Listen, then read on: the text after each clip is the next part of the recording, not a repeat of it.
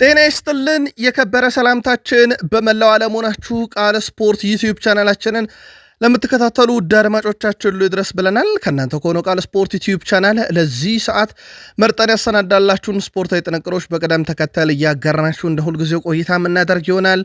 ላይክ፣ ሰብስክራይብ፣ ሼር ማድረግ ዛሬም እንዳይረሳ ብለናል። ውድ ቤተሰቦቻችን በዚህኛው የመረጃ ሰዓታችን የተወሰኑ ሀገራዊ ጉዳዮችን እናነሳለን። የሳምንቱ የመጨረሻ ቀናቶች ላይ እንገኛለን። የሊግ ጨዋታዎችም መደረጋቸውን ከዛሬ ጀምሮ ቀጥለው እንመለከታለን። በሊግ ደረጃ በርከት ያሉ ጨዋታዎች ሲደረጉ የአውሮፓ ትልቅ ክለቦችን ወቅታዊና ዕለታዊ ጥንቅሮችን ለእናንተ ውድ አድማጮቻችን በስፋት እያደረስናችሁ ነው ቆይታ የምናደርገው። ትላንት የነበሩ ጨዋታዎችና በዛው በጣሊያን የነበሩ አንዳንድ ለየት ያሉ መረጃዎችን እናነሳለን። የቀድሞ ተጫዋች ሪቫልዶ አንድ ትልቅ ሀሳብ በማድሪድ ዙሪያ አጋርቷል። ማድሪድ ቤት ሰፋ ያሉ ተጨማሪ ቡድን ዜናዎችን ስናነሳ የዣቪ አሎንሶ አነጋጋሪውን ውሳኔ እንነግራችኋለን። በባርሴሎና በኩል የቡድን ዜና ይዘናል። ከግብ ጠባቂው እስከ አጥቂው ተጨማሪ መረጃዎችን በባርሴሎና በኩል ይዘናል። ተጨማሪ ትልልቅ የአውሮፓ ክለቦችና የአውሮፓ ከዋክብቶችን የተመለከተ መረጃ በመረጃ ሰዓታችን ለእናንተ ውድ አድማጮቻችን እናደርሳለን። ተወዳጁ የእንግሊዝ ፕሪሚየር ሊግ የመረጃ ሰዓታችን የኦክቶበር ወር ፕሪሚየር ሊግ ጨዋታዎች ሁሉም ተጠናቋል። ከኖቬምበር 1 ጀምሮ ነው ፕሪሚየር ሊጉ መደረግ የሚጀምረው። ኦክቶበር ወርን በጥቂቱ እናነሳለን። በቢግ ሲክስ የመረጃ ሰዓታችን ቶትናም ቤት ወቅታዊ መረጃዎችን እናደርሳችኋለን። ሲቲ ቤት ሰፋ ያለ ቡድን ዜና ይዘናል። የወሩ ምርጥ ከዛው ከወደ ሲቲ ነው። እንዳጠቃላይ በዚህ የውድድር ዘመንም የሲቲን ያክል ሬቲንግ ያገኘ ቡድን የለም። በሳምንት ወሳኝ ጨዋታ ለው ማንቸስተር ሲቲ እሁድ ቀን ነው የሚደረገው ጨዋታ ኢታር ላይ ነው ጨዋታ የሚደረጉም። የቡድን ዜናንም በዛው አያይዘን ለሲቲ ደጋፊዎች በመረጃ ሰዓታችን እናደርሳችኋለን። የለንደን ደርቢ ጨዋታ ውስጥ አንደኛው በቼልሲና በቶትናም መካከል የሚደረገው ጨዋታ ነው። የቅዳሜን ጨዋታ አስመልክቶ የተወሰኑ መረጃዎችን እናነሳለን። የቡድኑ ቁልፍ ተጫዋች የተመለከተም ጥንቅር ይዘናል። በቼልሲ በኩል እንደ ሁልጊዜው አብራችሁን ስትቆዩ ሰፋ ያለ የቡድን ዜና እናደርሳችኋለን። በሊቨርፑል የመረጃ ሰዓታችን እነኚህ ተከታታይ ሽንፈቶች ጋር በተያዘ እነ ኦፕታ፣ እነ ስክዋካ፣ እነ ሁስኮርድ፣ እነ ፋብሪዚዮ ሮማኖ የሚሉን ነገር አለ። ተጨማሪ መረጃ ልናነሳ ወደናል። ቁጥሮች አይዋሹም። ስለዚህ ስለ ሊቨርፑል ቁጥራዊ መረጃዎችና ስለ ተጋጣሚዎች እንነግራችኋለን። በሳምንቱ በጣም ወሳኝ ጨዋታ እንዳለበት ይታወቃል። በተከታታይ እስከ ኢንተርናሽናል ብሬክ በቡድን ዜና ሊቨርፑልን በስፋት ካነሳም በኋላ አንድ የቡድኑን ወሳኝና ቁልፍ ተጫዋች የተመለከተም ጥንቅር ይዘናል። በአርሰናል በኩል በተመሳሳይ እነ ፉትቦል ትዊትን ጨምሮ እነ ፖል ሜርሰን የሚሉት ነገር አለ። ቁጥራዊ መረጃዎችን ይዘን መተናል። ያው እንዳልኳችሁ ቁጥሮች አይዋሹም። የአርሰናልን ንጻሬ እናነሳለን። በአርሰናልን ጉዳይ ጥቂት ሰዎች እግር ኳስ የማታውቁ ተብለዋል። ለመሆኑ በአርሰናል ጉዳይ እግር ኳስ አታውቁም የተባሉትና ባዩስ ማን ናቸው? ዴክላን ራይስ፣ ቪክተር ዮኬሬስ፣ ዩሊያን ቲምበር የቡድን ዜና ዛሬም በስፋት ለአርሰናል ደጋፊዎቻችን ተካተዋል። ብሪያን ቤሞን በተመለከተ ሁስኮርድ የሚለን ነገር አለ። ለዩናይትዶች አስቀድመን እናነሷለን። ከዛ በዘለለ ከዩናይትዱ አሰልጣኝ ሩበን አሞሪም ጋር የሰላ ትችት የላኩት ሰው አሁን ግን ለሁሉም ክብር አለኝ እያሉ ነው። ትላንት ምሽት ጉዳዩን በስፋት አድርሰናችሁ ነበር። ተጨማሪ መረጃ ይዘንበት መተናል ከምሽት መረጃችን በተጨማሪ። ከዛ ውጭ ያለፉት 3 ተከታታይ ጨዋታ አሸናፊ 3 ክለቦች ብቻ ናቸው። 3ቱን ክለቦች በንጻሬ ስናነሳ ዩናይትድ ከላይ ተቀምጧል። እንዴት ትከታተሉታላችሁ? ስለ ማንቸስተር ዩናይትድ ተጋጣሚዎች የምንላችሁ ነገር አለ። ሩበን አሞሪም የሳምንቱ ምርጥ ሌሳንድሮ ማርቲኔዝን ለምን ከለከሉት ሩበን አሞሪም መጫወት እየቻለ የሚለውንና እንደዚሁም ፓትሪክ ዶርጉ፣ ብሩኖ ፈርናንዴዝን በተመለከተና ዩናይትድ ቤት አንድ ለየት ያለ መረጃ ይዘናል። እስከ ፕሮግራማችን ፍጻሜ ቆዩ። ላይክ፣ ሰብስክራይብ፣ ሼር ማድረግ ዛሬም እንዳይረሳ። በሀሳብ መስጫ ሳጥናችን ላይ ለምልኩልን ሀሳብ አስተያየት አመስጋኞች ነን። እኔ ከቃል ስፖርት ዩቲዩብ ቻናል ቃል ነኝ። የእናንተን ጻፉልኝ። መልካም ቆይታ ተመኘን። ኢትዮጵያን ወክሎ በአፍሪካ ሻምፒዮንስ ሊግ ቅድመ ውድድር ማጣሪያ ተሳትፎ የነበረው ኢትዮጵያ መድን ወደ ቀጣዩ ዙር ማለፍ ሳይችል ቀርቷል። የመጀመሪያ ዙር 1-1 ነበር የተጠናቀቀው። የሁለተኛ ዙር የማጣሪያ ጨዋታ ከግብፁ ክለብ ፒራሚድ ጋር ያደረገው ኢትዮጵያ መድን 2-1 ተሸንፏል። 2-0 ተሸንፏል። በድምር ውጤት 3-1 ተሸንፏል። ኢትዮጵያ መድን የመጀመሪያ ጨዋታ 1-1 አጠናቆ የነበረ ቢሆንም ትላንት የመልሱን ጨዋታ 2-0 በሆነ ውጤት ተሸንፏል። የወቅቱ የአፍሪካ ሻምፒዮንስ ሊግ አሸናፊ ፒራሚድስ ወደ ውድድሩ ምድብ ድልድል አልፏል። ከባድ ተጋጣሚ ነበረ ለኢትዮጵያ መድን፣ ግን ቀላል ፉክክር አይደለም ያደረገው። ኢትዮጵያ መድንም በተለይም የመጀመሪያ ጨዋታ 1-1 ላይ ተጠናቀቀው። ምናልባት በጣም የሚያስቆጨው እንደዚህ አይነት ጨዋታዎችን በሀገራቸው አለማድረጋቸው ክለቦች ራሱ ብሎም ብሔራዊ ቡድናችን አያረግምና ያ ውጤት ላለመገኘቱ እንደ አንድ ትልቅ ምክንያት ሊነሳ ይችላል። የኢትዮጵያ ፕሪሚየር ሊግ 3ኛ ሳምንት ሁሉ መርሃ ግብሮች ተደርገው ተጠናቀዋል። ምድረገነት ሽረ ወልዋሎ ዓዲግራት ዩኒቨርሲቲ 0-0፣ ኢትዮ ኤሌክትሪክ አርባ ምንጭ ከተማን 3-1፣ መቻል ኢትዮጵያ ንግድ ባንክን 3-1፣ ባህር ዳር ከተማ ከኢትዮጵያ ቡና 0-0፣ ሐዋሳ ከተማ ወላይታ ዲቻን 2-1፣ ፋሲል ከነማ ሲዳማ ቡናን 1-0፣ ነገሌ አርሲ በቅዱስ ጊዮርጊስ 1-0 ተሸነፈ። ድሬዳዋ ከተማ መቀለ ሰባ እንደርታን 2-1፣ አዳማ ከተማ ከሀዲያ ሆሳዕና 0-0 ተጠናቀቀ። ኢትዮጵያ መድን የአፍሪካ የሻምፒዮንስ ሊግ የማጣሪያ ጨዋታ ስለነበረበት ከሸገር ከተማ ጋር የነበረው ጨዋታ ተሰረዘ። ይህ በሶስተኛ ሳምንት በኢትዮጵያ ፕሪሚየር ሊግ የነበሩ ውጤቶች ናቸው። ውድ ቤተሰቦቻችን በኢትዮጵያ ፕሪሚየር ሊግ በሶስተኛ ሳምንት 3 ጨዋታዎች ያለ ግብ ሲጠናቀቁ 2 ጨዋታዎች 3-1 ተጠናቀዋል። ቀሪ 2 ጨዋታዎች 2-1 እና 2 ጨዋታዎች 1-0 በሆነ ውጤት ነበር የተጠናቀቁት። የኢትዮጵያ ፕሪሚየር ሊግ 3ኛ ሳምንት መርሃ ግብሮች ተደርገው ከተጠናቀቁ በኋላ መቻል በ7 ነጥቦች ፕሪሚየር ሊጉን ይመራል። ኢትዮ ኤሌክትሪክ በተመሳይ 7 ነጥቦች በግብ ክፍያ ተበልጦ ሁለተኛ፣ ፋሲል ከነማን በተመሳይ በግብ ክፍያ ልዩነት በ7 ነጥብ 3ኛ ደረጃ ተቀምጧል። ስለዚህ ከ1 እስከ 3 ያሉት ተመሳይ ነጥብ ይዘዋል። ሲዳማ ቡና በ6 ነጥብ፣ ሐዋሳ ከተማ 6 ነጥብ፣ ቅዱስ ጊዮርጊስ በተመሳይ 6 ነጥብ እና ድሬዳዋ ከተማ በ6 ነጥብ ከ4ኛ እስከ 7ኛ ደረጃ ያለውን በተመሳይ ነጥብ በግብ ክፍያ ተለያይተው ተቀምጧል። ባህር ዳር ከተማና ምድረገነት ሽረ 5 ነጥብ አላቸው። በግብ ክፍያ 8ኛና 9ኛ ናቸው። እንደ አጠቃላይ ደረጃ ሰንጠረዡን ቀሪ ጨዋታ ካላቸው ቡድኖች ጨምሮ ኢትዮጵያ ቡና 10፣ አዳማ ከተማ 11፣ አርባ ምንጭ ከተማ 12፣ ኢትዮጵያ ንግድ ባንክ 13፣ ሀዲያ ሆሳዕና 14፣ ኢትዮጵያ መድን 15፣ ሸገር ከተማ 16፣ መቀለ ሰባ እንደርታ 17፣ ነገሌ አርሲ 18፣ ወልዋሎ ዓዲግራት ዩኒቨርሲቲ 19 እና ወላይታ ዲቻ 20ኛ ደረጃ ላይ ተቀምጧል። ወላይታ ዲቻ እስካሁን ምንም አይነት ነጥብ ያልሰበሰበ ብቸኛው የኢትዮጵያ ፕሪሚየር ሊግ ክለብ ነው። የኢትዮጵያ ፕሪሚየር ሊግ በሳምንቱ ቀጥለው ይካሄዳሉ በሐዋሳ ዩኒቨርሲቲ እና በአዲስ አበባ ስቴዲየም። በዚህ መሰረት ውድ ቤተሰቦቻችን በአዲስ አበባ ስቴዲየም የሚደረጉ ጨዋታዎች ኢትዮጵያ ቡና ከኢትዮ ኤሌክትሪክ፣ ነገሌ አርሲ ከባህር ዳር ከተማ፣ ሀዲያ ሆሳዕና ከኢትዮጵያ መድን፣ ቅዱስ ጊዮርጊስ ከሸገር ከተማና አርባ ምንጭ ከተማ ከአዳማ ከተማ በአዲስ አበባ ስቴዲየም እሁድ፣ ሰኞና ማክሰኞ የሚደረጉ ጨዋታዎች ናቸው። በሐዋሳም ዩኒቨርሲቲ ስቴዲየም ከእሁድ እስከ ማክሰኞ የሚደረጉ ጨዋታዎች አሉ። እሁድ ሲዳማ ቡና ወላይታ ዲቻ፣ ፋሲል ከነማ ምድረገነት ሽረ፣ እንደዚሁም ሰኞ መቀለ ሰባ እንደርታ ከሐዋሳ ከተማ፣ ማክሰኞ ኢትዮጵያ ንግድ ባንክ ከድሬዳዋ ከተማና ወልዋሎ ዓዲግራት ዩኒቨርሲቲ ከመቻል። እነዚህ ደግሞ ሐዋሳ ላይ የሚደረጉ አጠቃላይ የኢትዮጵያ ፕሪሚየር ሊግ የ4ኛ ሳምንት መርሃ ግብሮች ናቸው። ዛሬ በአውሮፓ ዙሪያም በርከት ያሉ ጨዋታዎች አይደረጉም፣ ግን 2 ጨዋታዎች ይደረጋሉ። አንደኛው በላሊጋ ነው። ሄታፌን ከዢሮና የሚያገናኘው ጨዋታ ምሽት 5 ሰዓት ሲል ይጀምራል። የውድ ቤተሰቦቻችን ከባለፈው ሳምንት እሁድ ጀምሮ በአውሮፓ ውስጥ የሚደረጉ ጨዋታዎች የ1 ሰዓት ጭማሪ እንደተደረገባቸው ይታወቃል። ስለዚህ ሄታፌ ከዢሮና የሚያደርጉት ጨዋታ ምሽት 5 ሰዓት፣ በጀርመን ቡንደስሊጋ ኦግስቡርግ ከቦሩሲያ ዶርትመንድ እንደሚያደርጉት ጨዋታ ዛሬ በኢትዮጵያን ሰዓት አቆጣጠር ከምሽቱ 4 ሰዓት ከ30 ጀምሮ የሚደረጉ መርሃ ግብሮች ናቸው። ትላንት በጣሊያን ሴሪ 2 መርሃ ግብሮች ተደርገው ነበሩም። ቀሪ መርሃ ግብሮች ተደረጉ ትላንትና። የ9ኛ ሳምንት ግብ ያልነበረው ጨዋታ ነበረ። በላዚዮና በፔዥያ መካከል የነበረው ጨዋታ ያለምንም ግብ 0-0 በሆነ አቻ ውጤት ትላንትና ተጠናቋል። በጣሊያን ሴሪ ከግብ ጋር የተጠናቀቀው የ9ኛ ሳምንት መርሃ ግብር ካግላሪ በሜዳውና በደገፊት ሳሱሎን ያስተናገደበት ጨዋታ ነበረ። ድል የቀናው ግን እንግዳው ቡድን ሳሱሎ ነው። 2-1 በሆነ ውጤት ድል ያደርጓል ሳሱሎ።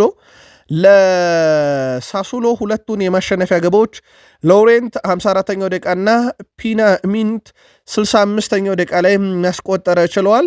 በካግላሪ በኩል ከሽንፈት ያልታደገች ግብ ኢስፖስቲዮን ነበረ 73ኛው ደቂቃ ላይ ያስቆጠረው። ውጤቱን ተከትሎ በ9ኛ ሳምንት ሁሉ መርሃ ግብሮች ተደርገው ከተጠናቀቁ በኋላ ናፖሊና ሮማ በኩል 21 ነጥብ በግብ ክፍያ ተበልጦ ናፖሊ አንደኛ፣ ሮማ ሁለተኛ ናቸው በ21 ነጥብ። ኢንተር 18 ሶስተኛ፣ ሚላንም በ18 በግብ ክፍያ ተበልጦ አራተኛ፣ ኮሞ በ16 ነጥብ አምስተኛ፣ ቦሎኛ በ15 ነጥብ ስድስተኛ ደረጃ ላይ ተቀምጧል። እስከ አውሮፓ መድረክ ዩቨንቱስ ሰባተኛ ነው 15 ነጥብ አለው፣ ከመሪዎቹ ብዙ አራቅም። የአታላንታም 13 ነጥብ አለው 9ኛ ደረጃ ነው። የጣሊያን ሴሪ መርሃ ግብሮች በ10ኛ ሳምንት ከቅዳሜ ጀምሮ እንደዚሁ መካሄድ የሚቀጥሉ ይሆናል። ጣሊያን ቆይታ መረጃዎችን እናጠናቅቅ። ውድ ቤተሰቦቻችን የጣሊያን መረጃዎቻችንን ኬቨን ደብሮይና ጉዳይ ነው።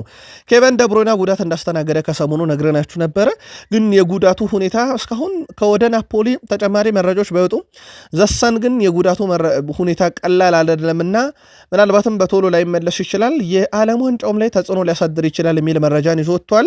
ከዚህ ጉዳይ ጋር በተያያዘ ተጨማሪ መረጃዎችን ለማጣራት ሙከራ እያደረግን ነው። የኬቨን ደብሮይና ጉዳት እንደ ዘሰን ስፖርት ዘገባ ለዓለም ዋንጫም ተጽዕኖ ያለው ወይንስ በቅርቡ ወደ ሜዳ የሚመልሰው የሚለውን ማለት ነው።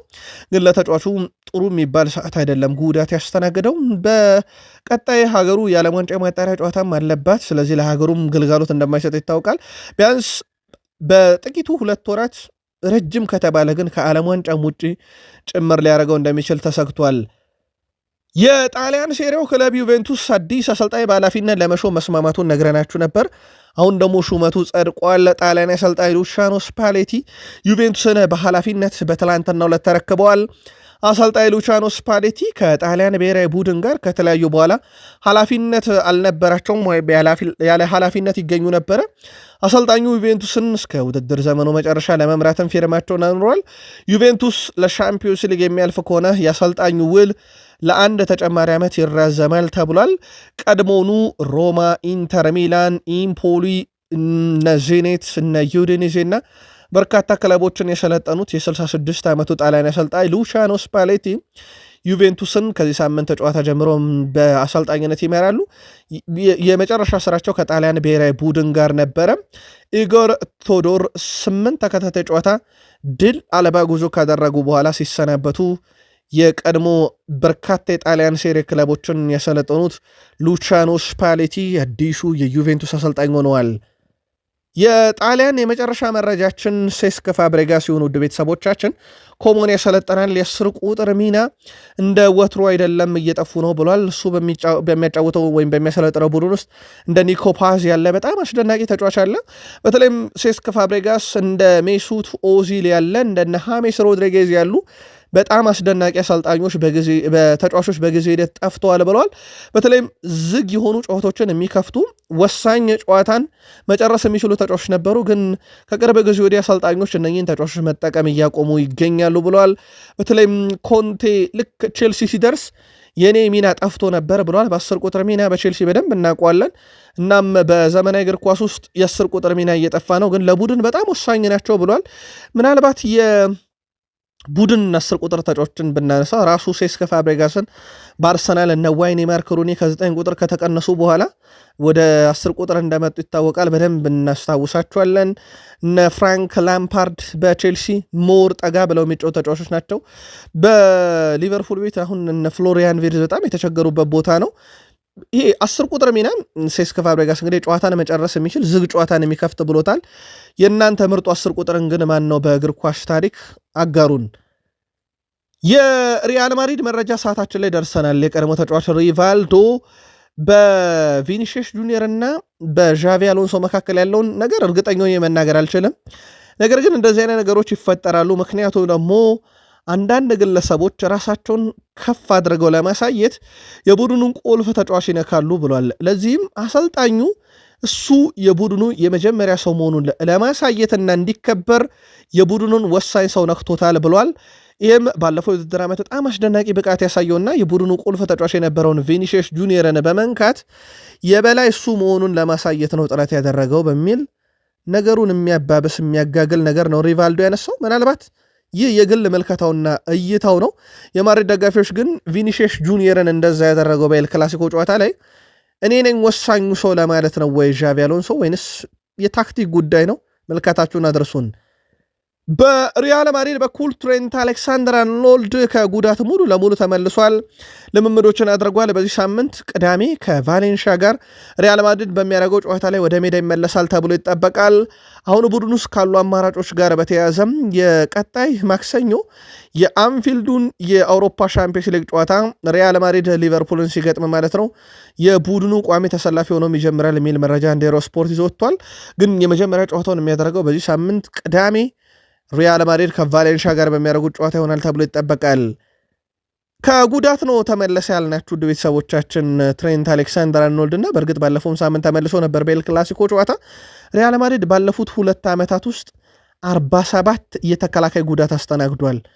ይሄ በጣም ትልቅ የሚባል ቁጥር ነው ውድ ቤተሰቦቻችን። በቀጣይም በሪያል ማድሪድ የተከላካይ ክፍሉን በአዲስ መልክ ለማጠናከር እንደ ምክንያት የሆኑትም እነኚህ ተደጋጋሚ ጉዳቶች ናቸው። እነ ጆርዲ አልባ፣ እነ ኤደር ሚሊታው፣ እነ ሜንዴሽ፣ እነ ካርቫሃል በተለይም ደግሞ ሩዲገር በጣም ወሳኙ ተጫዋቻቸው በጉዳት እየተሰቃየ እንደሆነ ይታወቃል። እናም ቡድኑ በተከላካይ ረገድ በጣም ተጎድቷል ማለት ይቻላል። እንደ አጠቃላይ በ2 ዓመት 47 ጉዳቶችን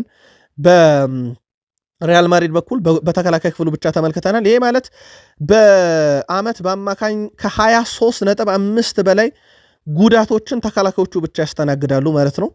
ይሄ ለዋንጫ ለሚፎካከር ቡድን በጣም ትልቅ የሚባል ነው። የሪያል ማድሪድ አሰልጣኝ ዣቪ አሎንሶ በሻምፒዮንስ ሊግ ጨዋታ ወቅት አንዳንድ ለውጦችን ለማድረግ አቅደዋል ተብሏል።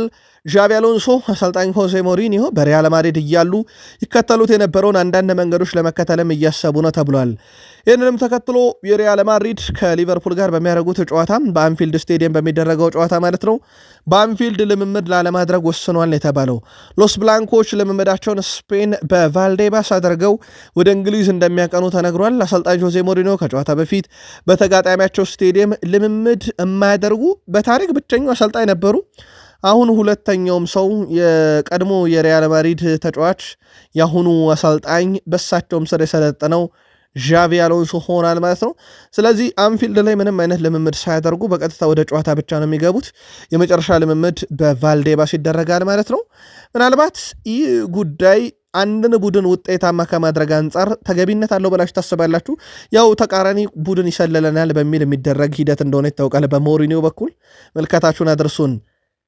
ማድሪድ ላይ ስላለን አንድ ለየት ያለ መረጃ በዚሁ አንስተን ወደ ባርሴሎና መረጃችን እንሻገር። ፈረንሳይ ቀድሞ የሪያል ማድሪድ ተጫዋች ነው። በእርግጥ እንደ ቼልሲም ፓሪስ ሰን ዠርሜንም ያሉ ተጫዋቾች ተጫውተዋል።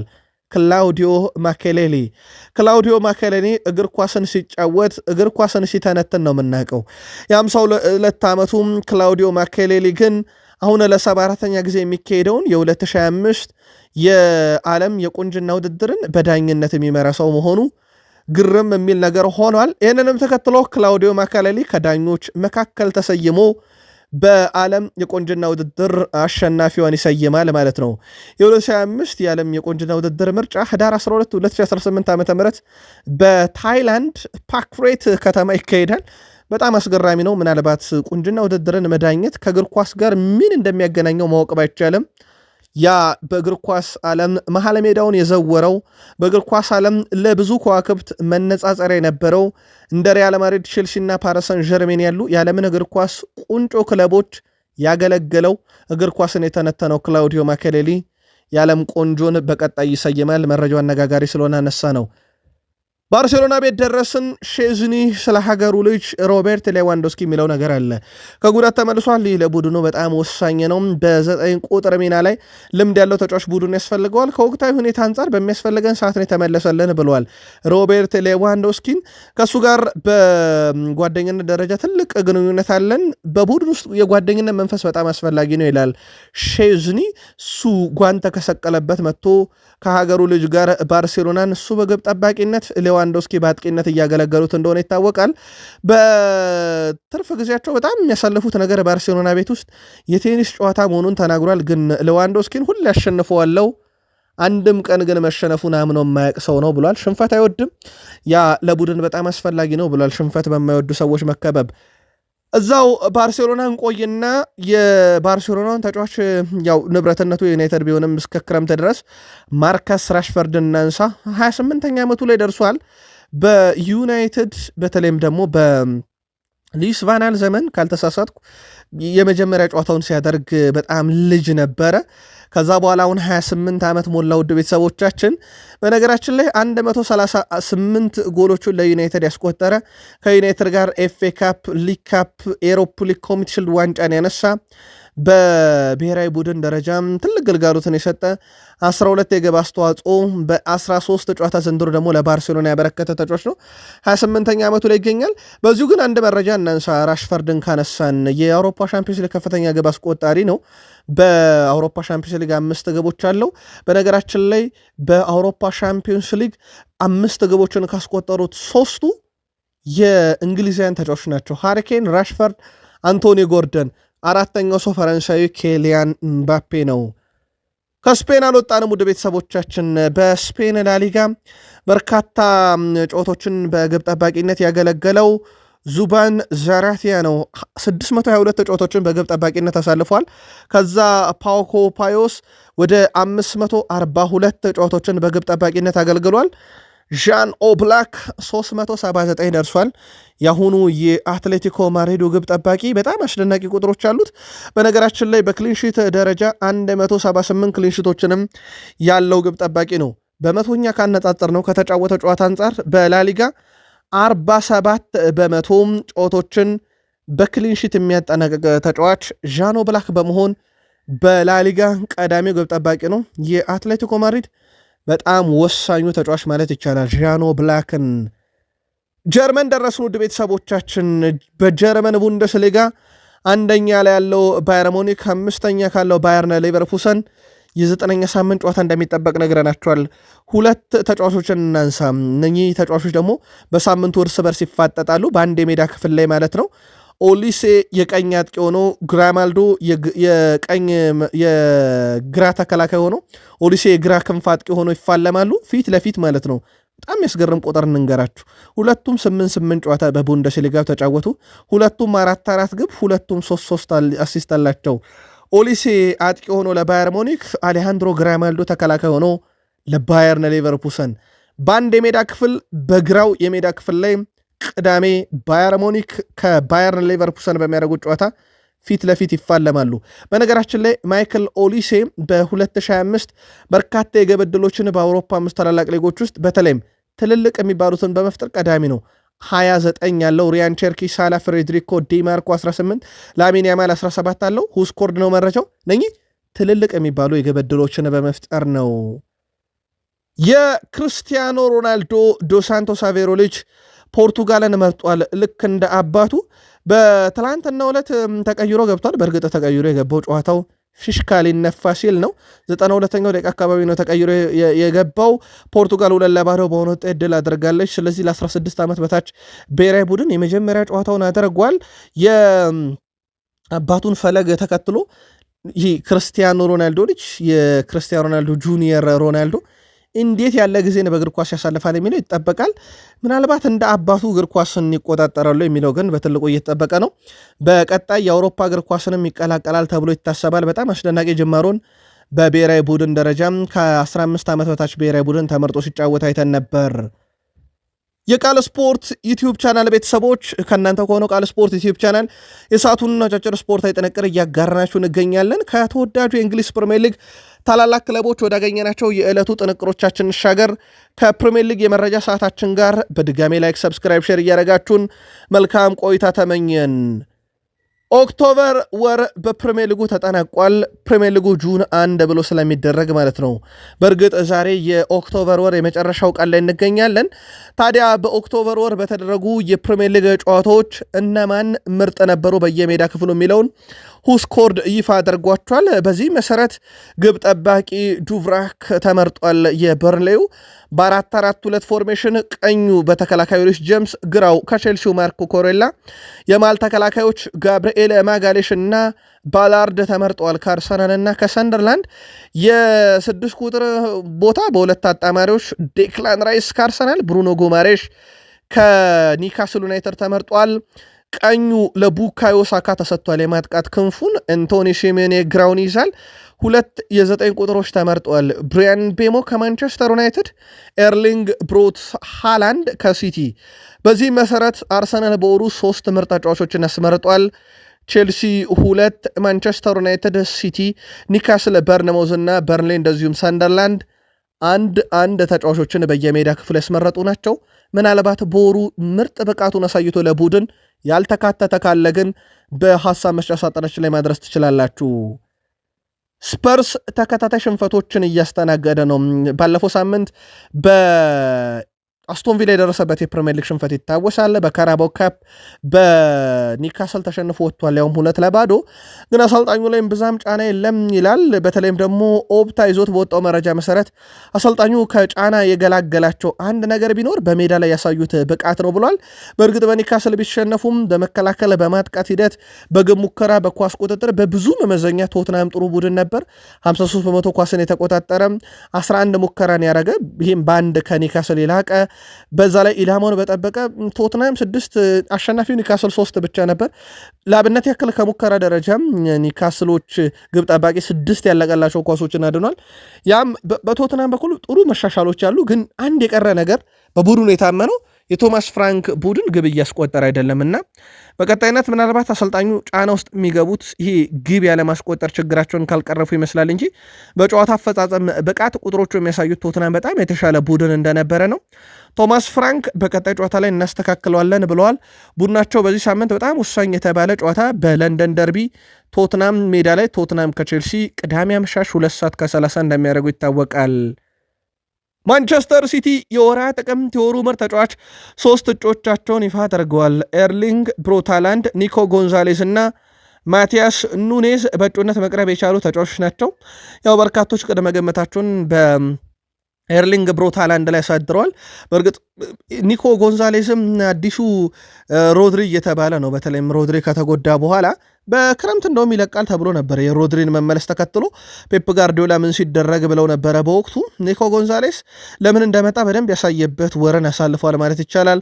ማቲያስ ኑኔስ በስኳድ ዴብዝ ችግር አለበት በተባለው የቀኝ መከላከልና የ6 ቁጥር ሚና ላይ ቦታው ተሰጥቶት እየተጫወተ እንደሆነ ይታወቃል።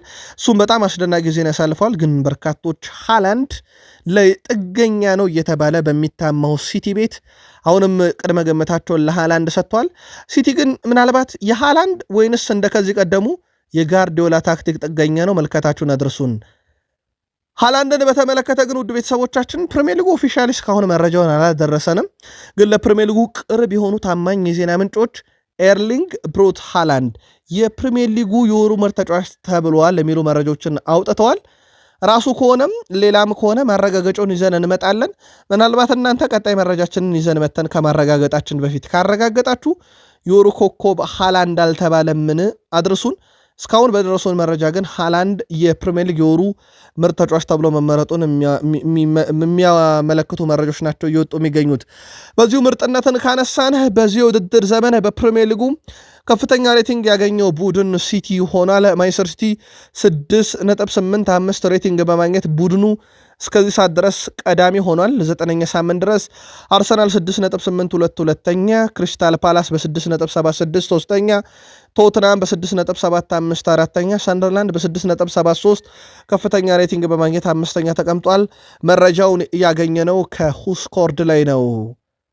ማንቸስተር ሲቲ በሳምንቱ በጣም ወሳኝ የተባለውን ጨዋታ ኤትሃድ ስቴዲየም ላይ ነው የሚያደርገው ከበርንማውዝ ጋር እሁድ 12:30 የነበረ ጨዋታው 1 ሰዓት ስለተጨመረበት ምሽት 1:30 ይጀምራል። ለሲቲ በጣም ወሳኝ የተባለ አጋጣሚ ነው።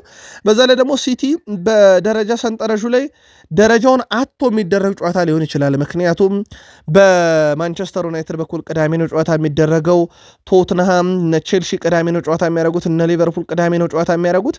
ስለዚህ ቅዳሜ በሚደረጉ ጨዋታ ላይ እነ ኒካስል ከዌስትሃም ቀድመው ነው ከሲቲ ጨዋታ የሚያደርጉትና በሲቲ በኩል አንድም ተጋጣሚው ራሱ በርንማውዝ በደረጃ ሰንጠረዥ ለመብለጥ የሚደረግ ጨዋታ ይሆናል። ሁለትም ደግሞ ሲቲ አብዛኞቹ በደረጃ ሰንጠረዡ ላይ ካናቱ ላይ ያሉ ክለቦች ቀድሞ ነው ጨዋታ የሚያደርጉትና ውጤት አይቶ የሚገባበት ነው። ምናልባትም ውጤት አይቶ የሚገባው ሲቲ እሁድ 1:30 እንዴት ያለ ውጤት ያስመዘግባል የሚለው በትልቁ ይጠበቃል።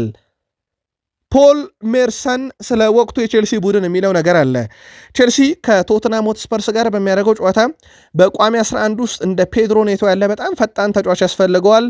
ቶትናሞች በጣም አደገኛ ናቸው። ስለዚህ ለአደገኝነታቸው አደገኛው ተጫዋች ፔድሮ ኔቶ ያስፈልጋል እያለ ነው።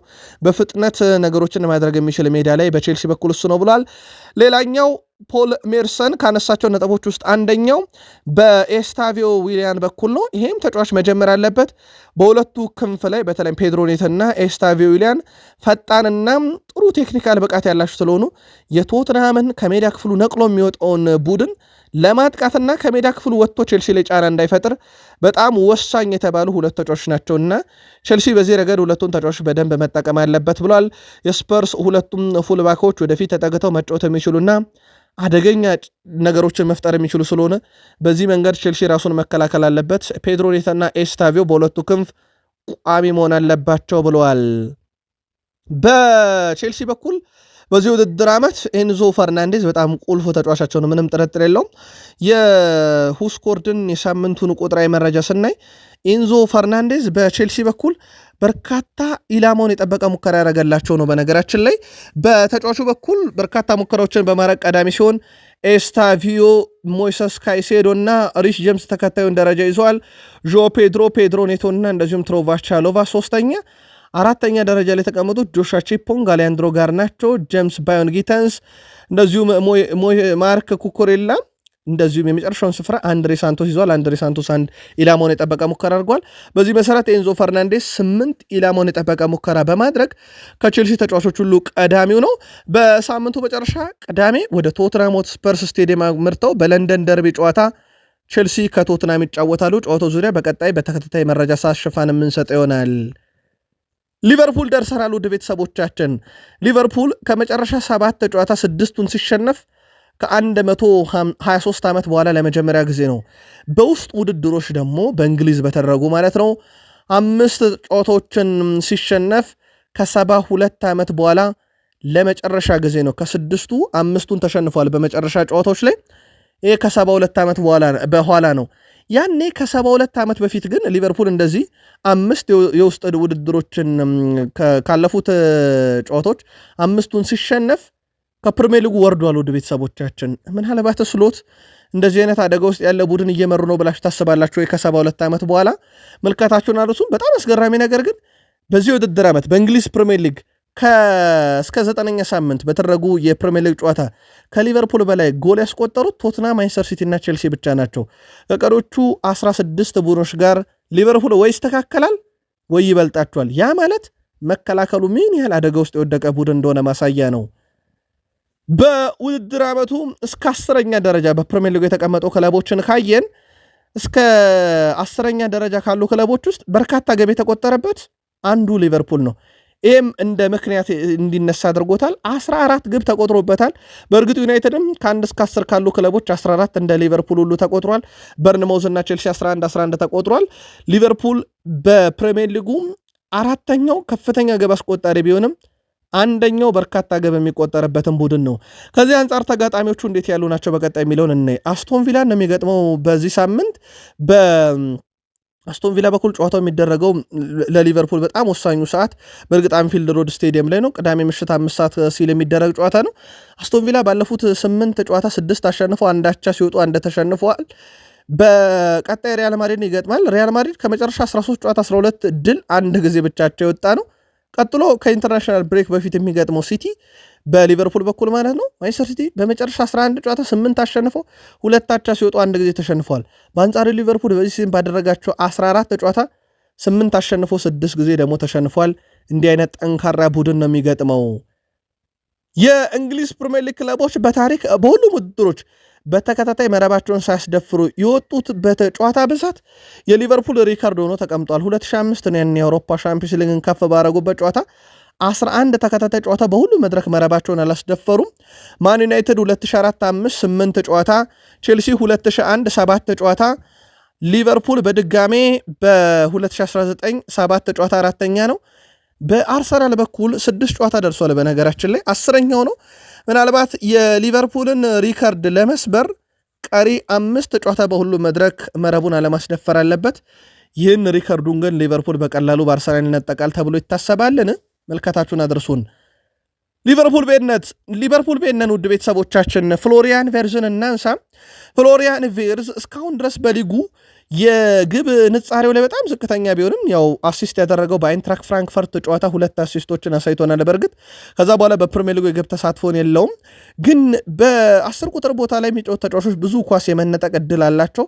ያ ብቻ አይደለም፣ ብዙ ኳሶች ሊሳሳቱ ይችላሉ። ከሜዳ ክፍሉ በጣም የተጨናነቀ መሆን አንጻር በፕሪሚየር ሊጉ በፍሎሪያን ቬርዝ በኩል እስካሁን ድረስ በሱ ስህተት ምክንያት ሊቨርፑል ግብ አላስተናገደም። የግብ ሙከራም የተደረገው አንድ ጊዜ ብቻ ሲሆን ግብም አልተቆጠረም። ትክክለኛ ቁጥሮች እንግዲህ የሚያሳዩት ፍሎሪያን ቬርዝ በቁጥር ደረጃ የሚጠበቅበትን የግብ አስተዋጽኦ ባያደርግም ግን ቡድኑን በወሳኝ የሜዳ ክፍሎች ላይ በማገልገል ሂደት ላይ በጣም ድንቅ የሚባል ጊዜን እያሳለፈ ይገኛል። በሱ ምክንያት ሊቨርፑል ፍጹም ቅጣት ምት አልተቆጠረበትም፣ ግብ አልተቆጠረም። አንድ ብቻ ነው ሙከራ የተደረገው በጨዋታ ላይ። ይህ ክሊራንሱን ብናይ ቢያንስ 0.3 ኳሶችን ሊቨርፑል ግብ እንዳይቆጠርበት ከሜዳ ክፍሉ ያርቃል። በጨዋታ በአማካይ አንድ ስኬታማ ድሪብልን ያደርጋል። መልሶ ኳስን የሚነጥቀው በጨዋታ 3 ጊዜ ነው። ጥሩ የሚባል ቁጥር አለው። ምናልባት መች ከግብ ጋር ይገናኛል የሚለውን በሳምንቱ መጨረሻ እንጠብቃለን። ከሊቨርፑል ጋር እያይዘን ግን አንድ መረጃ እንንገራችሁ። ከሴፕቴምበር 27 ጀምሮ ሊቨርፑል 1 ብሎ ሽንፈት የጀመረበት ነው። በሁሉም ውድድር በርካታ ሽንፈት በማስተናገድ ሊቨርፑል ከ7ቱ 6ቱን ተሸንፎ ቀዳሚ ነው።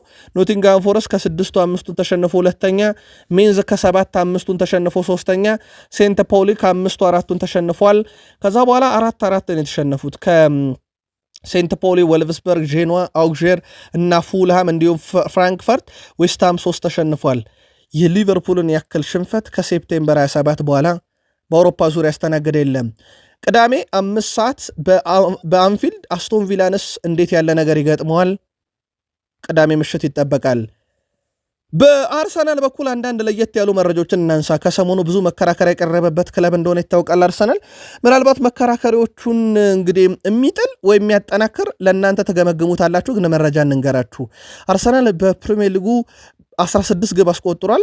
እንግዲህ 4ኛ ደረጃ ላይ እንዲቀመጥ ያደርገዋል። እንደ ሊቨርፑል ሁሉ ከቅጣት ምት 9 ግብ አንደኛ፣ ከክፍት ጨዋታ 5 ግብ 17ኛ፣ ከክፍት ጨዋታ ግብ ሊሆኑ የሚችሉ ሙከራዎችን በማድረግ 8ኛ፣ ከክፍት ጨዋታ ጎሎችን በማስቆጠር በመቶኛ 20ኛ ደረጃ ላይ ይገኛል። ወደ ቤተሰቦቻችን በመቶኛ ከክፍት ጨዋታ ግብ የሚሆኑ ኳሶችን በመሞከር 19ኛ ደረጃ ይገኛል።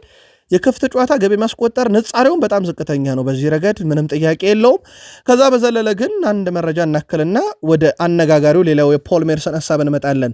አርሰናል በፕሪሚየር ሊግ 9 ጨዋታ በኋላ 22 ሲደመር ነጥቦችን ሲሰበስብ ይሄ መጀመሪያው አይደለም፣ ለ7ኛ ጊዜ ነው። 6 ጊዜ ያንን ባደረገበት ጊዜ አንድ ጊዜ ብቻ ነው የፕሪሚየር ሊጉን ዋንጫ ያነሳው፣ ያም ኢንቪንሲብሉን ዋንጫ ነው። ዘንድሮ ለ7ኛ ጊዜ ባደረገበት ጊዜ የሚለው ይጠበቃል። ፖል ሜርሰንን እናንሳ። ከዚሁ ጋር አያይዘን መስከረም አርሰናል ከማንቸስተር ሲቲ ጋር እና ከኒውካስል ዩናይትድ ጋር ባደረጋቸው ጨዋታዎች ላይ 4 ነጥቦችን ካገኘ ሊጉን እንደሚያሸንፍ ተናግሬ ነበር ብሏል ፖል ሜርሰን። አርሰናል ይሄንን አድርጓል እና እኔ የተናገርኩት ነገር እየሆነ ነው ብሏል። እንደ እውነቱ ከሆነ የዋንጫ ፉክክሩ በሚቀጥሉት 2 ሳምንታት ውስጥ ሊጠናቀቅና ሊያበቃ ይችላል ብዬ አምናለሁ የሚለው ፖል ሜርሰን አርሰናል ከኢንተርናሽናል ብሬክ በፊት ከበርኔና ከሰንደርላንድ ጋር ሲጫወት፣ ሊቨርፑል ደግሞ አስቶን ቪላና ማንቸስተር ሲቲን ይገጥማል። አርሰናል ሁለቱንም ጨዋታ እንደሚያሸንፍ እጠብቃለሁ ያለው ፖል ሜርሰን እና ሊቨርፑል በዚህ ቅዳሜና እሁድ በሚያረጋቸው ተከታታይ ጨዋታዎች እንዲሁም ሲቲ ቀጣይ በሚያረጋቸው ጨዋታዎች ላይ ከአርሰናል በተሻለ ነጥብ ይሰበስባሉ ብዬ አላስብም። ይሄም አርሰናል በጊዜ ፕሪሚየር ሊጉን ነገሮች እንዲያጠናቅቅ ይረዳዋል። አርሰናል በሻምፒዮንስ ሊጉ ጥሩ ጉዞ ሊያደርግ እንደሚችል እንደሚያደርግ እንኳን አምናለሁ አይደለም በፕሪሚየር ሊጉ ብሏል። ምናልባት ፖል ሜርሰን የቀድሞ ተጫዋች ስለሆነ ወይንስ እንዳለው አርሰናል እጁ ላይ ካለው እድል አንጻር መልከታችሁን አድርሱን። ሌላ ማነጻጸሪያ ቁጥር እናንሳና ስለ እግር ኳስ አታውቁም ስለተባሉት ሰዎች እናልፋለን። አርሰናል 57% ግቦችን ከቆመ ኳስ ዘንድሮ አግኝቷል። ሲቲ 64.7% ግብ ያገኘው በኤርሊንግ ብሮት ሃላንድ ነው። አርሰናል በቆመ ኳስ ጥገኛ ሆኗል። ሲቲ በሃላንድ ኳስ ጥገኛ ሆኗል። ሊቨርፑል ደግሞ በምንም ነገር ጥገኛ አልሆነም። ዘንድሮም ተከታታይ ሽንፈቶችን እያስተናገደ ነው። ምናልባት አሁን በወቅታዊ ብቃት አርሰናልና ሲቲ እየተፎካከሩ ስለሆነ ነው። ከዚህ ጋር በተያያዘ የአርሰናል መሪነት በቆመ ኳስ ነው ካልክ እግር ኳስን አታውቅም ብለዋል ስኮት ፓርከር ናቸው ያሉት። የበርንሌው አሰልጣኝ ስኮት ፓርከር የአርሰናል ጥንካሬ የቆመ ኳስ ብቻ አይደለም ሲሉ ሀሳባቸውን ሰጥተዋል። የአርሰናል ጥሩነት በቆመ ኳስ ብቻ የመጣ አይደለም ያሉት አሰልጣኝ ስኮት ፓርከር ቡድኑ በደንብ የሰለጠነ የተዋሃደ የተደራጀም ብለውታል። አሰልጣኙ አክሎም አርሰናል ሊጉን እየመራ የሚገኘው በቆመ ኳስ ነው ብለን የምታስብ ከሆነ እግር ኳስን አትረዳም ማለት ነው ብለዋል። አርሰናል ተለዋዋጭ ቡድን፣ የሰለጠነ ሜዳ ላይ ያለ ምርጥ ቡድን፣ ሁኔታዎች እንደሚፈቅዱለት ግብን የሚያስቆጥር እንደ ሁኔታዎች ችግርን መፍታት የሚችል ቡድን ያሉት ስኮት ፓርከር ቡድናቸው በዚህ ሳምንት አርሰናል እንደሚፋለም ይታወቃል። ይህን ብቻ አይደለም ያሉት፣ አሁን በግልጽ እንደሚታየው በዚህ ውድድር ዘመን መጀመሪያ ላይ ከተቀመጡ ከባባድ ጨዋታ ድሎች ያገኙት አርሰናሎች አሁን ቁልፉ ቦታ ላይ ተገኝተዋል ብሏል። እናም በጥሩ ሁኔታ የተደራጀ ቡድን ነው፣ ሲከላከሉም ሲያጠቁም ወጥ ናቸው። በሻምፒዮን ቦታ ላይ ከምጠብቃቸውን ቡድን ውስጥ አንዱ ነው ብሏል ስኮት ፓርከር። አርሰናል ከበርንሌ በሳምንቱ የሚጠበቅ ትልቅ ጨዋታ ቅዳሜ 12 ሰዓት ሲል እንደሚደረግ ይታወቃል። በዚህ ሲዝን በአርሰናል ቤት ብዙ የግብ ዕድሎችን መፍጠር የቻለው ተጫዋች ዴክላን ራይስ ነው። 16 የግብ ዕድሎችን ፈጥሯል። ከዛ ቀጥሎ የምናገኘው ሰው 13 የግብ ዕድሎችን የፈጠረው ሳካ ነው። 12 የግብ ዕድሎችን በመፍጠር ሶስተኛ ዩሊያን ቲምበር ተቀምጧል። ከዛ በኋላ በርካታ የግብ ዕድሎችን በመፍጠር 8 የግብ ዕድሎችን በመፍጠር አራተኛ ያለው ኑኖ ማዱኬ ነው። ምን ያህል አርሰናል ይህን ተጫዋች በጉዳት ሚስ እንዳደረገው ማሳያ ቁጥር ሊሆን ይችላል። አርሰናል ቤት ዴክላን ራይስ ከፍተኛ የግብ ዕድል ፈጣሪ ነው። በዚህ በፕሪሚየር ሊጉ በአርሰናል ቤት ብዙ ኢላማውን የጠበቀ የግብ ሙከራ በማከናወን ቪክተር ዮኬሬሽን የሚስተካከለው የለም። 7 ኢላማቸውን የጠበቁ ሙከራዎችን አድርጓል። ከዛ በኋላ 5 ኢላማውን የጠበቀ ሙከራ ጁሊያን ቲምበርና ኤብሬቼ ኢዜ በማድረግ ሁለተኛ ደረጃ ላይ ተቀምጧል። ቡካዮ ሳካ በ4 ኢላማውን የጠበቀ ሙከራ እንዲሁ አራተኛ ደረጃ ላይ ተቀምጧል። ከዛ በመቀጠል የምናገኘው ጋብርኤል ማርቲኔሊ ነው፣ ብዙ የተተቸው በ3 የግብ ሙከራ 5ኛ ደረጃ ላይ ተቀምጧል። በአርሰናል በኩል ነኝ ደግሞ በግብ ሙከራ ኢላማውን የጠበቀ ሙከራ በማድረግ ከ1 እስከ 5 ያለውን ይዘዋል። በዚህ ሲዝን በፕሪሚየር ሊጉ በአርሰናል ቤት ብዙ የመስመር ሰንጣቂ ኳሶችን በማቀበል ዩሊያን ቲምበር ቀዳሚ ነው። አርሰናል ቤት እየተቆጠሩ ያሉ ግቦች ምናልባት ቀጥታ አሲስት በዩሊያን ቲምበር ባይደረጉም ግን ኳሶቹ ትራንዚሽን ላይ በትልቁ ከሚሳተፉ ተጫዋቾች አንደኛው ነው። ኳሶችን ሰንጣቂ ኳሶችን በማቀበል ወይም በመስመሮች መካከል ኳሶችን በማቀበል እንደዚሁም ሶስተኛ የሜዳ ክፍል ላይ ኳሶችን ከአማካዩ ጋር በማገናኘት በመከላከል ብቻ አይደለም ዘንድሮ ዩሊያን ቲምበር። ከዛ በቀጠል እንደ ሚኬል ሜሪኖ ያሉ ተጫዋቾች 5 እነ ኤብሪቼ ኢዜ እነ ማርቲን ኦዴጋርድ 4 አላቸው። እነኚህ ሰንጣቂ ኳሶችን ወይም በመስመሮች መካከል ለቡድን አጋሮች ኳስን በማድረስ አርሰናል በጣም ወሳኝ ጨዋታዎችን በቀጣይነት ያደርጋል። ከበርንሌ ጋር ካደረገ በኋላ ሰንደርላንድ፣ ከዛ ቀጥሎ ከቶትናም ጨዋታ ያደርጋል። ኢንተርናሽናል ብሬክ ካለን በኋላ ከኢንተርናሽናል ብሬክ ሰንደርላንድ ካልን በኋላ ከኢንተርናሽናል ብሬክ በኋላ ኖቬምበር 23 ቶትንሃምን ይገጥማል ኤምሬትስ ላይ። ከዛ በኋላ ቼልሲን ስታንፎርድ ብሪጅ ላይ፣ ከዛ በኋላ ብሬንትፎርድን ኤምሬትስ ላይ እያለ አርሰናል ቀጣይ በጣም ወሳኝ ጨዋታዎችን ያደርጋል። 2 የደርቢ ጨዋታዎችን ግን በተከታታይ ያደርጋል። እነኚህ በቀጣይ ከኖቬምበር 1 እስከ ዲሴምበር 3 የሚደረጉ 5 ጨዋታ ምን ያህል ነጥብ አርሰናል ሊሰበስብ ይችላል? መልከታችሁን አድርሱን። ምናልባት ጥሩ የሚባል ዜና በአርሰናል በኩል በቀጣይ የጥር የዝውውር መስኮት አርሰናል የተወሰነ በጀት ሊኖረው ይችላል እየተባለ ነው። ይህም በዋንጫ ጉዞ ለሚገኘው ቡድናቸው ምናልባት የተወሰኑ ችግሮች ካጋጠሙት ያንን ይቀርፍ ዘንድ እስከ 100 ሚሊዮን ፓውንድ አካባቢ አርሰናል ሊያወጣ የሚችልበት አጋጣሚ ሊፈጠር ይችላል። ምናልባት ግን አስገዳጅ ላይሆን ይችላል። ግን አርሰናል ካጋጠመው ችግር እስከ ጥር 100 ሚሊዮን ፓውንድ በበጀታቸው በኩል አካተዋል። ብሪያን ምቤሞ በወር ውስጥ ባሳየው ድንቅ ብቃት የሁስኮርድ ነው ያልናችሁ ውድ ቤተሰቦቻችን። ሁስኮርድ የወሩ ምርጥ ብሎ መርጦታል። በወር ውስጥ 3 ግብ ያስቆጠረ 1 አሲስት ያለው በሙከራ ደረጃ 6 ኢላማውን የጠበቀ ሙከራ ያረገ 4 ስኬታማ ድሪብል ያረገ በወር ውስጥ 2 ቁልፍ ኳሶችን ያቀበለ 7.76 ሬቲንግ በሁስኮርድ የተሰጠው የሁስኮርድ የወሩ ምርጥ ተጫዋች ተብሎ የተመረጠው ብሪያን ምቤሞ ነው።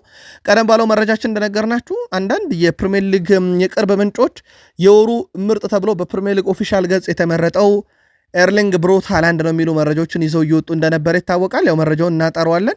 ምናልባት ራሱ ከሆነም እናንተ ማረጋግጦልን ብለናችሁ ነበረ። በሁስኮርድ በኩል ግን የተመረጠው ብሪያን ቤሞ ነው። የማንቸስተር ዩናይትድ የወሩ ምርጥ እጩዎች ውስጥም ገብቷል።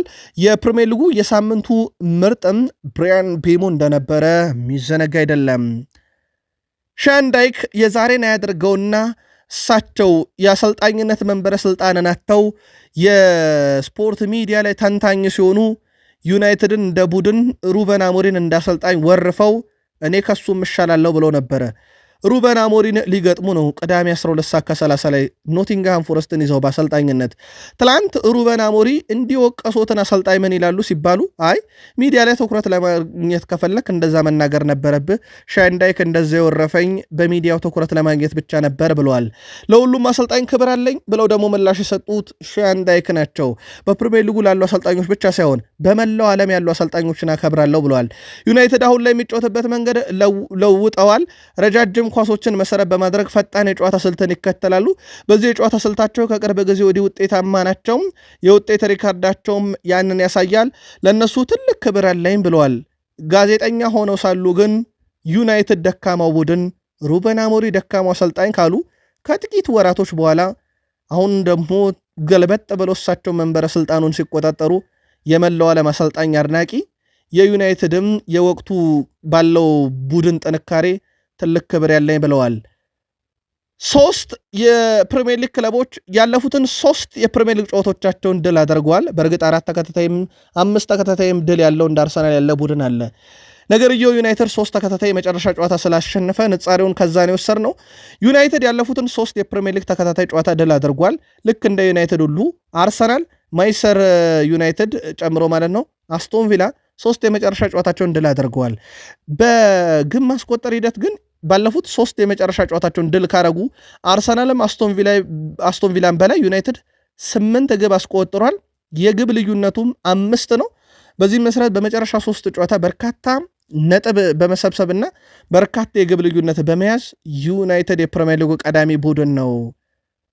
ማንቸስተር ዩናይትዱ አሰልጣኝ ሩበን አሞሪን በተመለከተ ደግሞ ወደ ቤተሰቦቻችን በፕሪሚየር ሊጉ የወሩ ምርጥ ተጫዋች ልክ ሃላንድ እንደተባለ ሁሉ ሩበን አሞሪም ተመርጠዋል የሚል መረጃን አግኝተናል። በፕሪሚየር ሊግ ኦፊሻል ገጽ ላይ እስካሁን እዚህ ሰዓት ድረስ አላገኘ ነው፣ ግን ታማኝ የሚባሉ የዜና ምንጮች ይዘውት የወጡት መረጃ የማንቸስተር ዩናይትድ አሰልጣኝ ሩበን አሞሪ የእንግሊዝ ፕሪሚየር ሊግ የወሩ ምርጥ አሰልጣኝ ተብለዋል የሚል ነው። የሩበን አሞሪን ቁጥር ለማንሳት ያክል በፕሪሚየር ሊጉ 3 ጨዋታ በወሩ 3 ድል፣ ምንም አቻ፣ ምንም ሽንፈት የለም። ሰንደርላንድ 2-0፣ ሊቨርፑል 2-1፣ ብራይተን 4-2። ምናልባት ከተጋጣሚዎቻቸው ጥንካሬ አንጻር ነው ምርጫው ሊሆን የሚችለው። ምክንያቱም ማይክል አርቴታም እና አንዲ ኤሮላም በጣም አስደናቂ ወርን ያሳለፉት። ከዚህ አንጻር ሊቨርፑልን ድል አድርጓል። በጣም ሁሌ የሚፈትነውን ብራይተንን ድል አድርጓል። ሰንደርላንድን ድል አድርጓል። የፕሪሚየር ሊጉም ደረጃ ሰንጠረዥ ከአናት ከሚገኙት ቡድኖች ውስጥ ምናልባት ይገባል ወይ? ምርጫው ይህ ከሆነ እንደተባለው መልከታችሁን አድርሱን። ማንቸስተር ዩናይትድ በቅዳሜ ዕለት ኖቲንግሃም ፎረስትን የሚያሸንፍ ከሆነ በነገራችን ላይ በጊዜያዊነት የፕሪሚየር ሊጉን አናት መቆናጠጥ ይችላል። ውድ ቤተሰቦቻችን በፕሪሚየር ሊጉ 2ኛ ደረጃን መያዝ ይችላል በጊዜያዊነት። እንደሚታወቀው ቼልሲ ከቶትናም ከዩናይትድ ዘግይቶ የሚደረግ ጨዋታ ነው። ሲቲ ከበርንማውዝ ከዩናይትድ ጨዋታ ዘግይቶ የሚደረግ ነው። ሊቨርፑል ከአስቶን ቪላም ከዩናይትድ ዘግይቶ የሚደረግ ጨዋታ ነው። ያ ማለት ማንቸስተር ዩናይትድ ድል ካደረገ በጊዜያዊነት የፕሪሚየር ሊጉን 2ኝነት መድረስ ይችላል ማለት ነው። ዩናይትድ እንዳትረሱ አስታውሱ፣ እስከ 5ኛ ሳምንት ሩበን አሞሪን በማን ይተካ እገሌ የተባለ አሰልጣኝ እጩ ተብሎ በዝርዝርም ሲወጣ መረጃዎቹንም ከስር ስናደርሳችሁ እንደነበር ይታወቃል። አሁን የፕሪሚየር ሊጉ 2ኝነትን በጊዜያዊነትም ቢሆን ሊያሳካ ዩናይትድ የቅዳሜ 12 ሰዓት ጨዋታን ይጠብቃል። ሌሳንድሮ ማርቲኔስ ከጉዳት እንደተመለሰ ነግረናችኋል። መደበኛ ልምምድ አድርጓል። የማይጫወተው ከኖቲንግሃም ፎረስት ጋር በነገራችን ላይ ሩበን አሞሪ ከልክለውት ነው። ተጨማሪ ጉዳት እንዳያስተናግድ በእርጋታም እንወስናለን አንቸኩልም ብለው እንጂ ሌሳንድሮ ማርቲኔዝ 100% ፊት አድርጓል። ውድ ቤተሰቦቻችን በዚሁ ለዩናይትድ ደጋፊዎች መረጃውን እናጠናክር ብለን ነው። በዚህ ውድድር ዘመን በሊጉ በማን ዩናይትድ ቤት ብዙ የአንድ ለአንድ ግንኙነቶችን በማሸነፍ ፓትሪክ ዶርጉን የሚስተካከል ተጫዋች የለም። ወደ 58 አካባቢ አንድ ለአንድ ግንኙነቶችን አሸንፏል። ከዛ ቀጥሎ የምናገኘው ተጫዋች ብሩኖ ፈርናንዴዝ ነው 48። ማቲያስ ዴላይት በተመሳይ 47 አለው። ማቲያስ ኩና ወደ 33 አካባቢ 1-1 ግንኙነቶችን አሸንፈዋል። ግን የፓትሪክ ዶርጉን የሚስተካከል የለም። ሌላ በጣም አስደናቂ ቁጥር በዩናይትድ ያለው በዚህ ሲዝን በፕሪሚየር ሊጉ በማን ዩናይትድ ቤት ብዙ የግብ ዕድል የፈጠረው በፕሪሚየር ሊጉም በእርግጥ እሱ ነው 24 ብሩኖ። ሁለተኛው ሰው ማን ነው የሚለው ነው ትልቁ ጥያቄ። ብሪያን ምቤሞ ነው። በአፍሪካ ዋንጫ ይህን ተጫዋች ማጣት ለዩናይትድ በጣም ከባድ ስጋት ነው። ወደ 16 የግብ ዕድሎች ፈጥሯል። አማዴ ያለው ሶስተኛው ነው። ይሄም በአፍሪካ ዋንጫ ያጡታል። 10 የግብ ዕድሎች ፈጥሮም ሶስተኛውን፣ ከዛ ዲያጎ ዳሎ፣ ፓትሪክ ዶርጉ እያለ ይቀጥላል። ዩናይትድ እንደዚህ ያሉ በጣም ወሳኝ ተጫዋቾቹን ነው በአፍሪካ ዋንጫ የሚያጣው። ማንቸስተር ዩናይትድ የዚህ ሳምንት ተጋጣሚ ኖቲንግሃም ፎረስት ነው። ምናልባት ሁለተኝነትን በጊዜነት መረከብ የሚያስችለው ጨዋታ ነው። ዩናይትድ ግን ምን አይነት ንጻሪ ያላቸው የሚለውን ካየን ዩናይትድ በፕሪሚየር ሊጉ አብዛኛውን ማነጻጸሪያ ቁጥሮች በኖቲንግሃም ፎረስት ጋር ይሄ መሰረታዊ በሚባሉ ንጻሪ ቁጥሮች ለአብነት ያክል ኢላማውን በጠበቀ ሙከራ ዩናይትድ ከኖቲንግሃም በብዙ ይልቃል። በግብ ብናየው ዩናይትድ 15 ግብ አስቆጥሯል፣ ኖቲንግሃም 5 ብቻ ነው። በግብ ዕድል ለመፍጠር ዩናይትድ 91፣ ኖቲንግሃም ፎረስት 74። እንዲህ ያለን አንድን ጨዋታ በማሸነፊያ ቁጥራዊ መረጃዎች በሙሉ ዩናይትድ ኖቲንግሃም ፎረስትን ይበልጣል። በ3 ቁጥሮች ብቻ ነው ኖቲንግሃም ፎረስት የሚበልጠው። አንድ የማዕዘን ምት ኖቲንግሃም ፎረስት 43፣ ዩናይትድ 34። ቀጥሎ የአየር ላይ ግንኙነቶችን በማሸነፍ ነው።